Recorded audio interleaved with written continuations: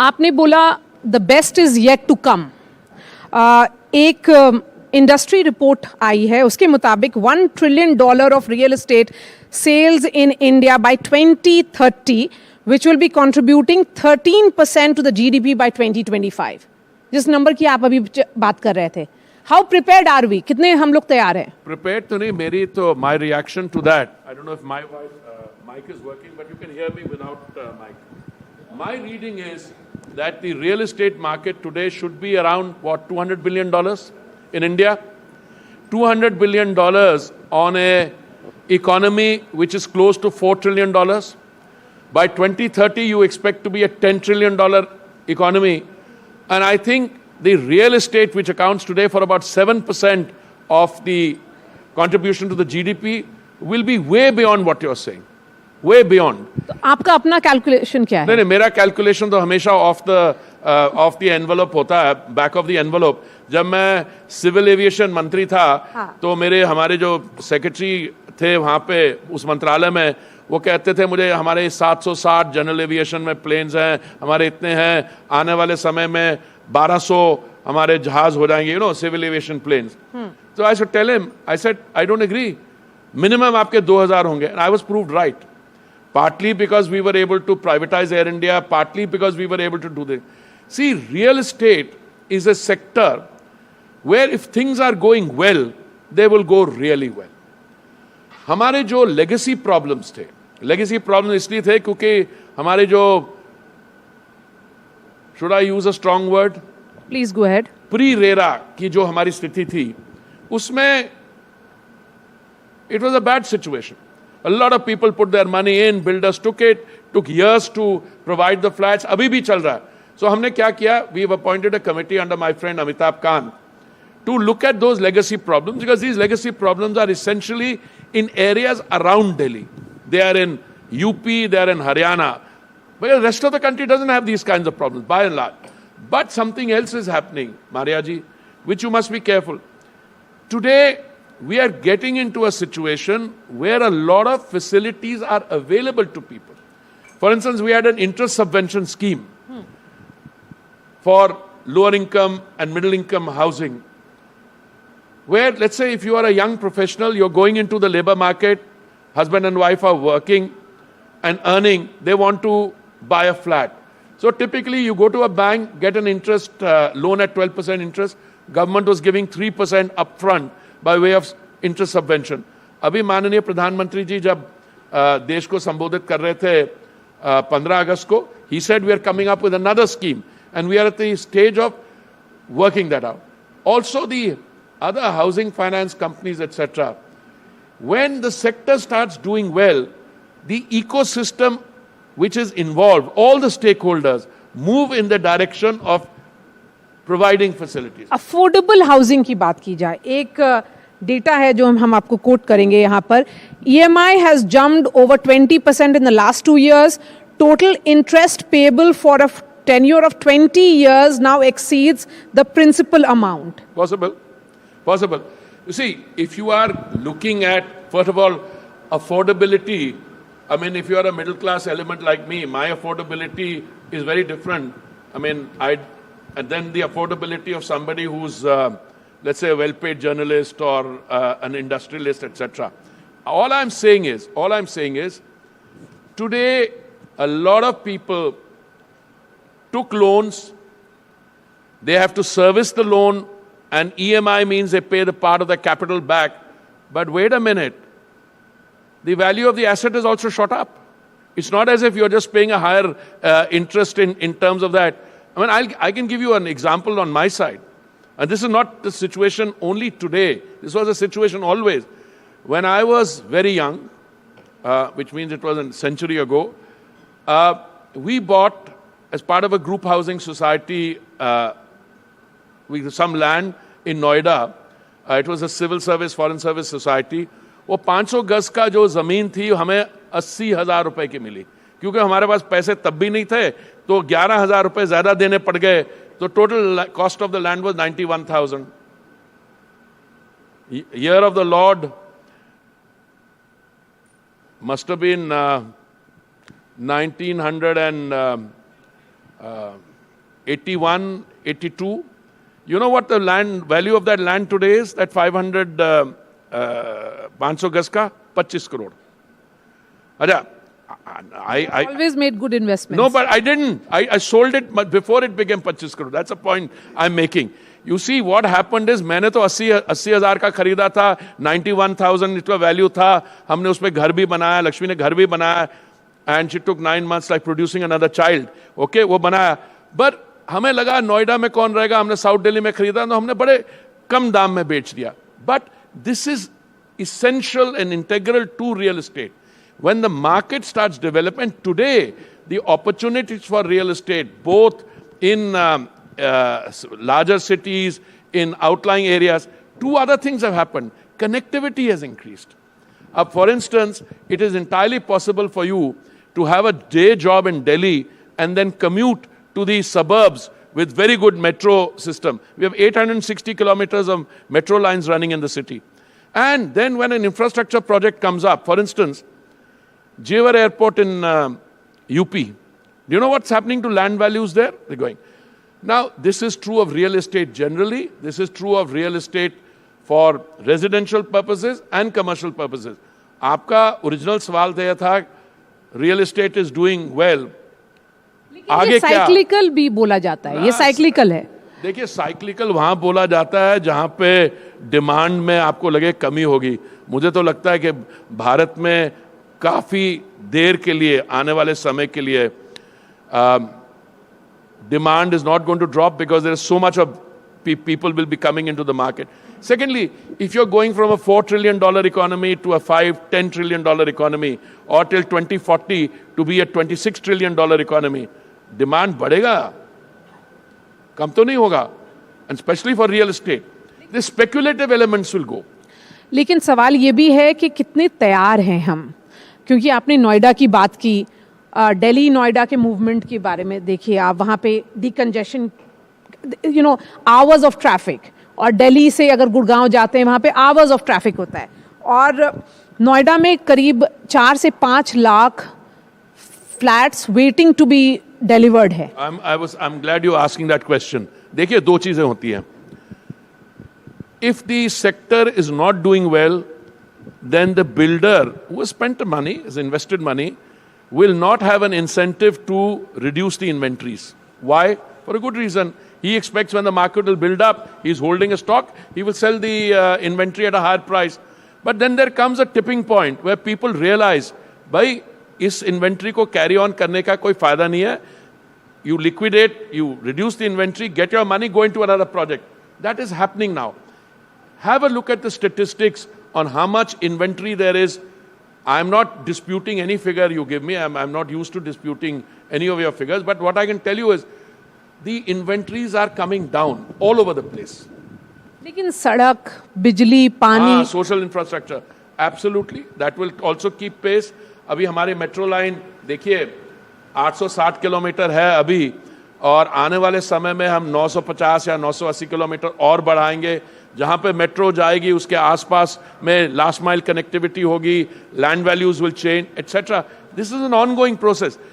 You have to make allowance for the fact that you are carrying a backlog and you are now shooting ahead. So, will you also say that metros are now carrying the burden of small towns? Metro, you mean as cities or in the transport? Metro cities.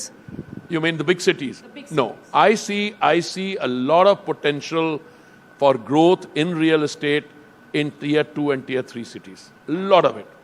And I think you will also find, this happens the world over, that after a while, people prefer to live in lesser populated, less congested environments, and especially when the environment, in terms of traffic, in terms of movement of people through intercity traffic, air traffic, etc. increases. लेकिन सवाल ये भी तो है ना कि नौकरी रहेगी गांव में या नौकरी रहेगी बी टाउन्स में, तभी लोग वहां पे रहेंगे, वो छोड़ेंगे क्यों? नहीं, आपकी बात सही है कि कुछ जो हमारी समस्याएं हैं, हमारे यहाँ जो अर्बनाइजेशन हुई है बहुत ऑटोनोमसली हुई है. कैसे? ये नहीं लोग कुछ सोच के आए, दे केम लुकिंग फॉर अ जॉब. तो आप मान लीजिए अगर किसी ग्रामीण क्षेत्र में थे and agriculture, bulk of the population used to and still lives in rural areas, but the GDP produced from agriculture was not able to sustain that population. So a lot of people left the rural area and came to semi-urban, semi-rural and into urban areas. They came looking for jobs. But today you've overcome that. You overcome that affordable rental housing, which we've started on. You've got other people providing affordable housing. You've got the government schemes. I don't think you're going to get a situation where we can say all problems solved. No. The population, the autonomous movement, the real estate market in different segments, it is dying now. See, if you have money, where would you invest it? Number one, real estate or something productive. All right, you could crib. It's probably easier, cheaper to rent a property than to buy a property. There is that kind of saying also. But at the end of the day, real estate, even for, and this is mostly a middle class psychology I'm talking about. If you're very rich, you'll have many properties, you couldn't care whether the value is going up or down.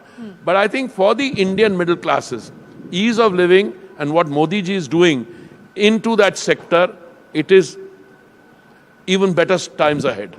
क्या smart cities का concept बस airport या अगर station है उसके आसपास के area को सुधार देना ही है? आप मिक्स कर रही हैं, मैं आपको करेक्ट नहीं, मैं आपको बताना चाहता हूं, जब हमने स्मार्ट सिटीज का इशू उठाया भारतीय जनता पार्टी के 2014 के जो मैनिफेस्टो में था, उस समय हमने बात की थी 100 नई स्मार्ट सिटीज बनाने की. बट जब हमने काम इस पे शुरू किया जून 2015 के बाद, and every city had to come up with a plan of what it planned to do, we realized that they could not be all new smart cities. 10 of those hundreds are greenfield, like New Raipur. But 90 of them are area-based development in older cities. So what happened is, like in New Delhi, New Delhi Municipal Corporation is a smart city. And there's area-based development. Look, this is an experiment which is now reaching a point of maturity. You will take the experience and the learning from the smart city into smartifying villages, districts, and to get a more digital experience in expanding the scheme. Affordable housing क्या है? कैसे define करेंगे? आप क्या afford कर सकती हैं? No, I'll tell you, affordable housing by definition. Some affordable housing segments in the private sector are sell what 1 crore क्या भाई affordable होता है, कुछ और भी होता है. प्रधानमंत्री आवास योजना में हमारी affordability का जो परिभाषा है वो है economically weaker section, below poverty line, etc. So it's a question of whom you're talking to. So home buyers, according to this report, are paying EMI of approximately 22,700 in July 2021, and they are now shelling approximately 27,300. बहुत कम increase हुई. Is that what you're saying? The point that I'm trying to make is that, if this is the pace at which it is increasing, that are we looking at a situation when houses will become unaffordable? No. Nothing of the sort is happening. If you take a loan for a property which is, say, valued at, hypothetically, 1 crore, कितने percent पे मिलेगा loan? 10% plus 12% depending whom you're taking the loan from. Then it's a question of and depending on what kind of a loan you're taking. I mean, आप जब Europe में loans की बात करती हैं तो स्विट्जरलैंड में जब हम रहते थे वो उनको बड़ी खुशी होती थी आपको 99 इयर्स का दे, और 99 इयर्स में भी आपको 2 ऑप्शंस होती थी. फिक्स रेट कि आप 2% पे ले लीजिए फिक्स, या आप वेरिएबल रेट लें. तो लोगों में लालच क्या होता है कि अगर हम वेरिएबल लेते हैं और अगर रेट कम हो जाता है तो हमें फायदा हो जाता है. जो कुछ और लोग होते हैं वो कहते हैं फिक्स रेट पे लेंगे तो ऊपर नीचे का हमें नहीं होगा. देखिए, that's the commercial question. But let me assure you, I've been now the Minister for Housing and Urban Affairs. I know what the situation was in 2017, what it is today. And I'll tell you, yes, there will be issues. There will be issues of inflation. What is the cost of accessing money?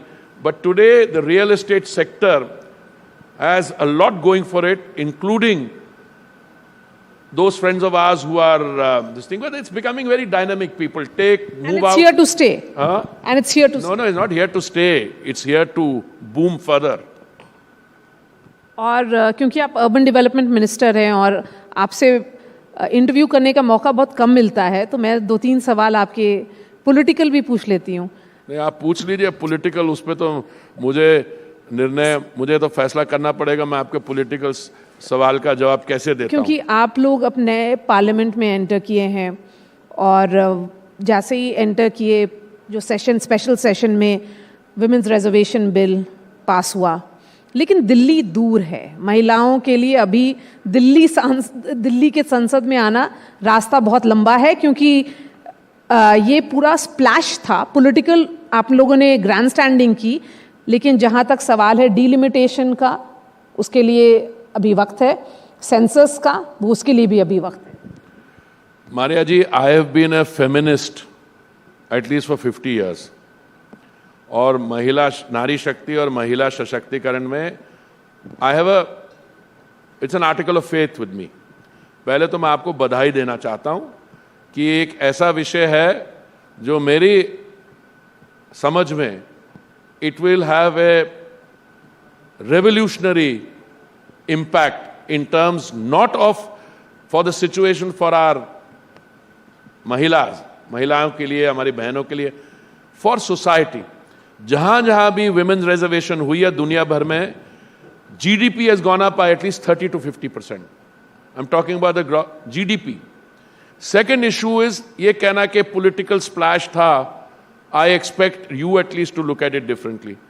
अगर हम 2014 में भी ये bill लाए होते तो इसकी implementation can not be till the delimitation freeze is on, which is 2026. हमारी सरकार में, मोदी जी की सरकार में और पहले जो सरकारें आई उनमें यही अंतर है, जब मोदी जी कुछ कहते हैं तो कर दिखाते हैं. कांग्रेस की सरकार के समय 2013 में राज्यसभा में यह बिल पास हुआ और लोकसभा में ट्रांसमिट हुआ. अब कुछ ये विद्वान लोग हैं कांग्रेस पार्टी के, मैं तो मजाक में कहता हूं कि मूर्ख 3 किस्म के होते हैं. एक होता है साधारण, ऑर्डिनरी, असाधारण, एक्स्ट्रा ऑर्डिनरी, और होते हैं चक्रवर्ती क्लास. वो किसी दिन मेरे मुंह से निकल गया चक्रवर्ती की जगह ट्रूडो क्लास. मैं बहुत उसको मुझे थोड़ा सा ये करना पड़ा. But the fact of the matter is you could not have done anything till the delimitation is in place. And let me explain to you, to implement reservation you need a census. अगर आप 2014 में भी हम करते हैं तो census तो वही है जो अभी 2021 वाला सेंसस है, और कोई तो है नहीं. तो उसी को बैरोमीटर बना करके क्यों नहीं इंप्लीमेंट हो सकता है 2024 में? मैडम, इसलिए नहीं हो सकता क्योंकि डिलिमिटेशन है 2026 तक. डिलिमिटेशन का मतलब यह है कि 2026 के बाद आप कंस्टिट्यूएंसीज को रीडिफाइन करेंगे. समझ गया ना? तो रीडिफाइन करने का क्या होता है? बड़ा सिंपल. आप देखेंगे आपकी जनसंख्या कितनी है. जनसंख्या आपको सेंसस से पता लगेगी. जब आपको पता लग जाएगा जनसंख्या कितनी है, उसके बाद आप कंस्टिट्यूएंसीज को करेंगे. और फिर हमारी तो इट्स ए कॉन्स्टिट्यूशनल डेमोक्रेसी. उसके बाद इलेक्शन कमीशन बैठेगी, लोगों को मौका देगी to come and make their representation. उसके बाद तो क्या इंटेंट दिखाने के लिए, अपनी सिंसियरिटी दिखाने के लिए, क्या भाजपा 2024 के चुनाव में ज्यादा महिलाओं को टिकट देगी? नहीं, वहां हो, बिल्कुल. वो तो मैं शुरू से कहता आ रहा हूं. 2024 तक क्यों वेट करना? अभी भी जो चुनाव के देगा. Look, if you believe in this cause, and हम देते आए हैं, शुरू से देते आए हैं. अब ऐसे कितनी संख्या बढ़ेगी? और देखिए, मैं आपको फ्रैंकली बताता हूं, अगर 2014 में हम ये बिल लाते, क्योंकि इसके लिए तैयारी नहीं हुई थी. 2023 में ये क्यों बिल सफल हुआ? इसलिए क्योंकि 2014 के बीच में और 2014 से लेकर 2023 तक आपने कई कदम उठाए. शौचालय बनाए आपके, dignity of the girl child. प्रधानमंत्री आवास योजना में जो मालिकाना हक है, that is in the name of the lady of the house. जो भी आवास बने, 71% in the name of the lady of the house. आगे बढ़िए. आपने जो Ujjwala, you have created a solid program of implementation on women-centered development. अब women-centered development को आपको ले जाना है to women-led development. And my submission to you is, delimitation freeze के पहले तो कर ही नहीं सकते थे. अगर वो कांग्रेस की सरकार भी होती 2013 में, अगर वो सिंसियर होते तो लोकसभा में लाते सार अगर वो पास करवा देते, मान लीजिए पास करवा देते, तो इंप्लीमेंट तो 2026 के बाद ही होगा. तो मैं ये नहीं, जैसे I come from it to this issue very differently. जो भी पिछले लोगों ने किया, पूरा नहीं किया पर उन्होंने किया. क्यों नहीं उन्होंने किया? Because I am very clear, they didn't want to stake their political capital on it. On the other hand, India US civilian nuclear deal थी. डॉक्टर साहब ने कहा कि I am willing to stake the future of my government on the India US nuclear deal. समझ गए? Now what happens after that? Very interesting. $1 की भी contracting नहीं हुई.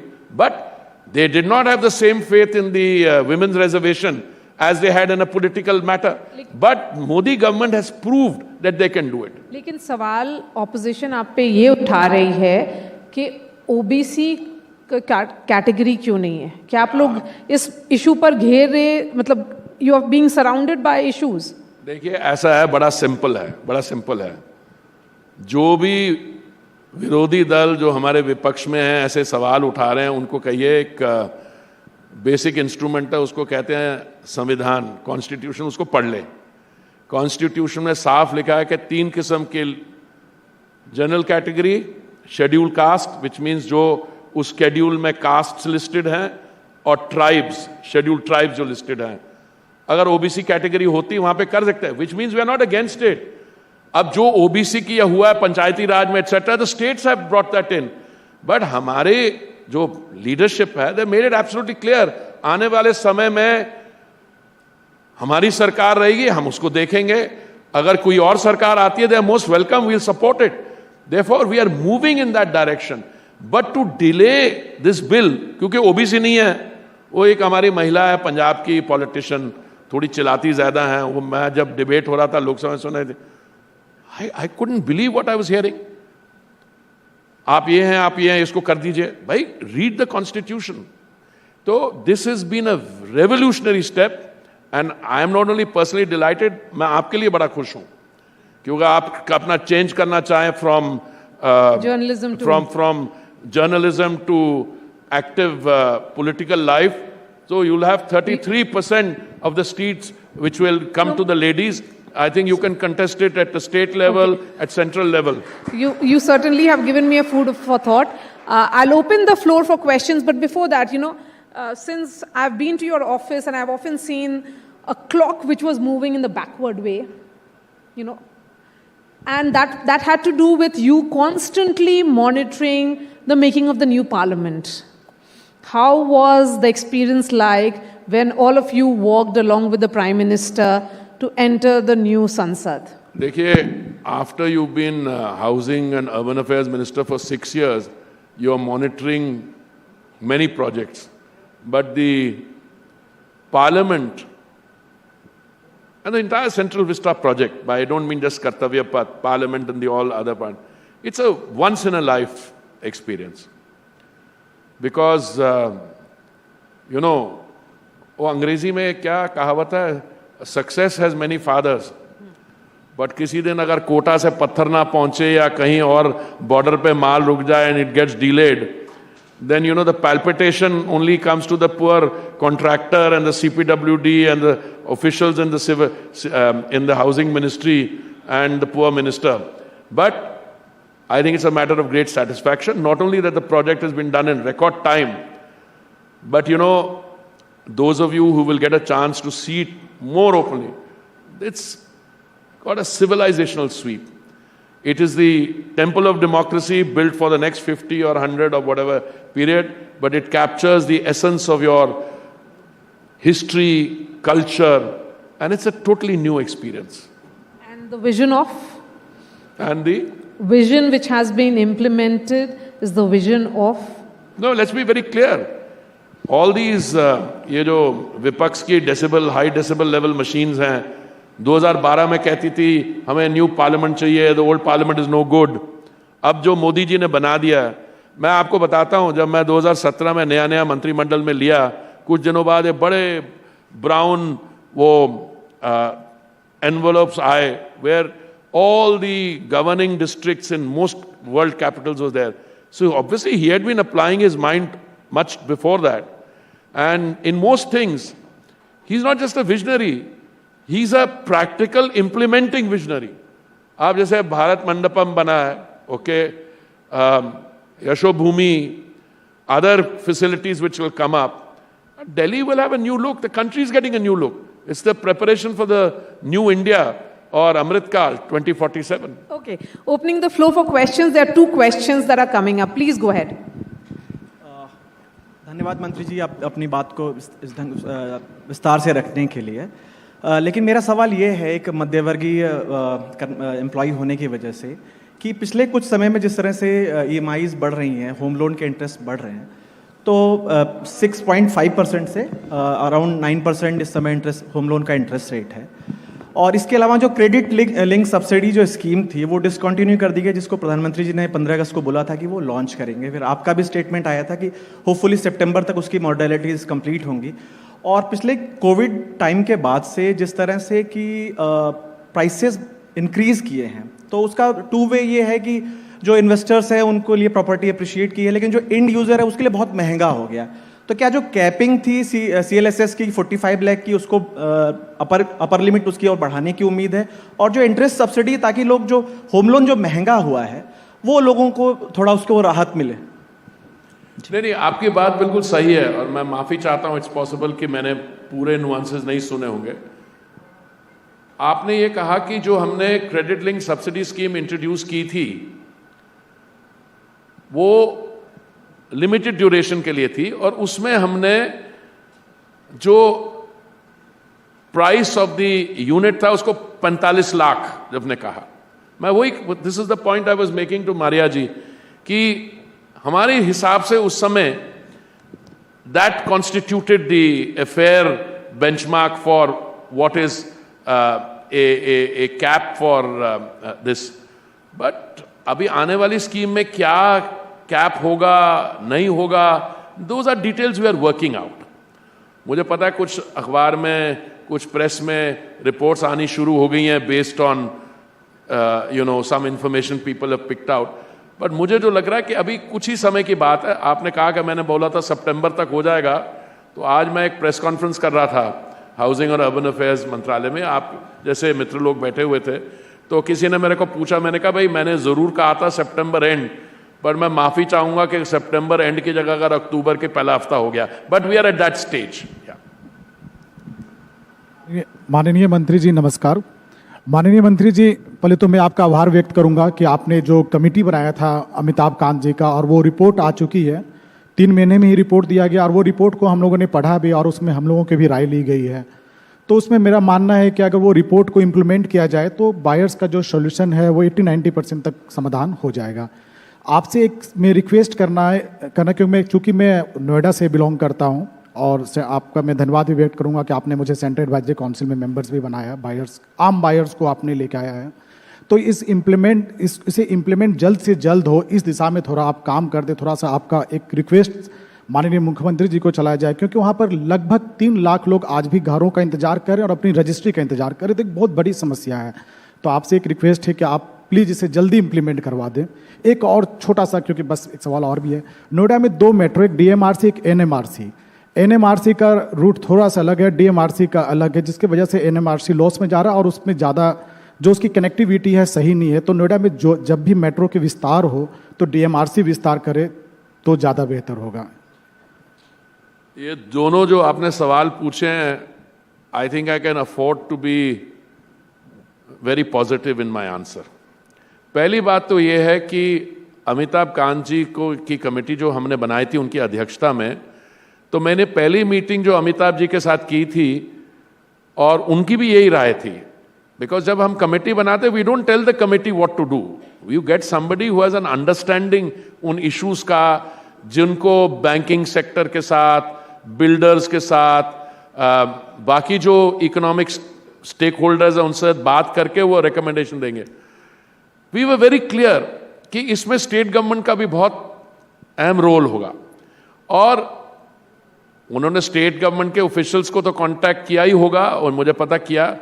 But before the report was finalised also, मैंने अमिताभ जी को request किया था कि आप स्टेट गवर्नमेंट से मिल भी लें, including at the level of the chief minister.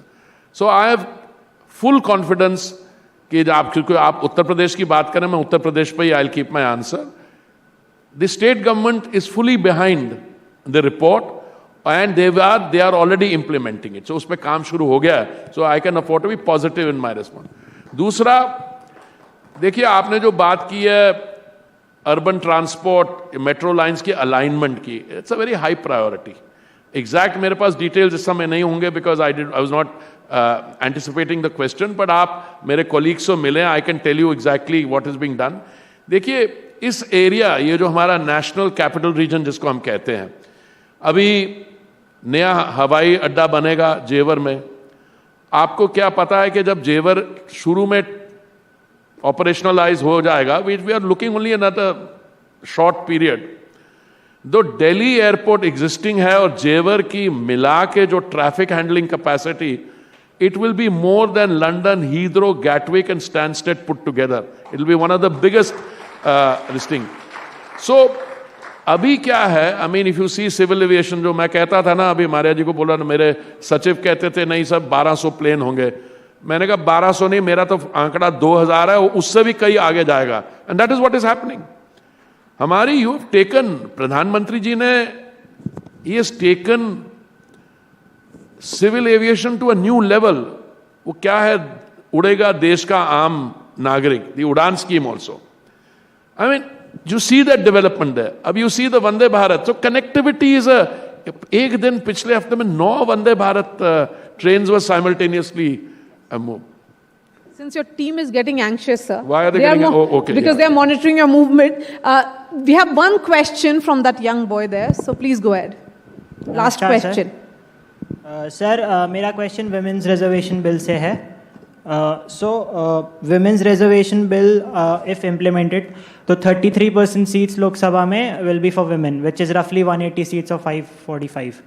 But if delimitation does not happen and census does not happen, if not happen as soon as possible, तो उस केस में जो लोकसभा MPs होंगे, जो currently काफ़ी सारे males हैं, are they willing to give up their seats?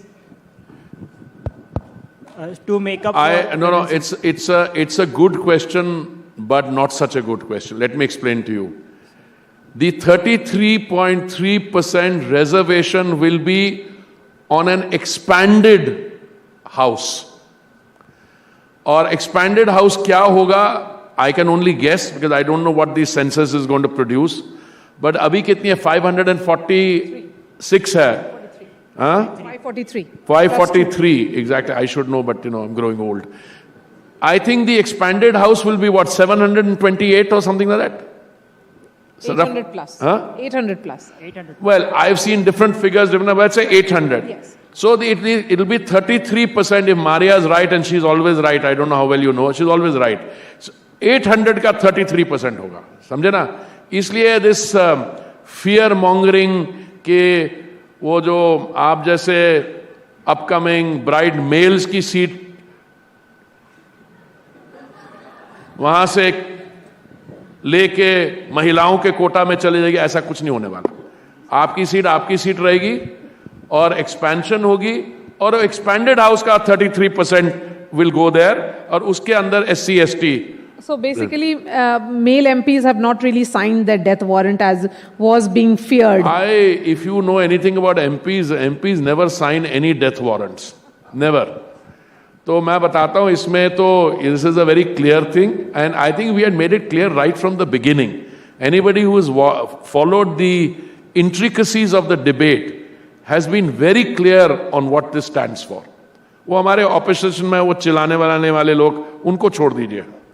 Right, Hardeep Puri, really appreciate your time, sir. Thank you so much for coming all the way, and thank you for coming for this event. Thank you.